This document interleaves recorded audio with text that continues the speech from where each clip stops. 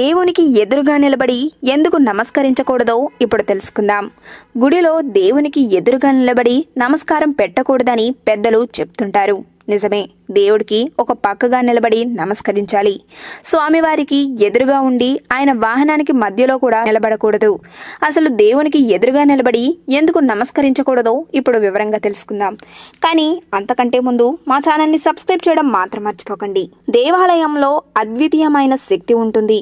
ప్రాణప్రతిష్ఠ చేసే క్రమంలో ఎన్నో శక్తుల్ని స్వామి ప్రతిమలోకి ఆహ్వానిస్తారు. ఆ శక్తిని మనం తట్టుకోలేం కనుక ఎదురుగా నిలబడకూడదన్న నియమం ఏర్పడింది.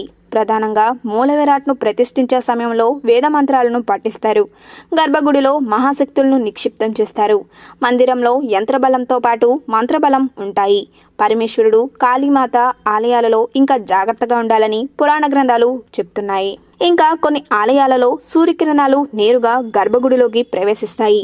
మన అడ్డంగా నిలిస్తే కిరణాలు మూల విరాట్ దగ్గరకు వెళ్ళలేవు. అంతేకాదు, స్వామివారికి ఎదురుగా ఉండే ఆయన వాహనానికి మధ్యలో కూడా నిలబడకూడదు. ఒక పక్కగా నిలబడి నమస్కరించుకోవాలి. దేవుడికి ఎదురుగా నిలబడి ఎందుకు నమస్కారం పెట్టకూడదో తెలుసుకున్నారు కదా.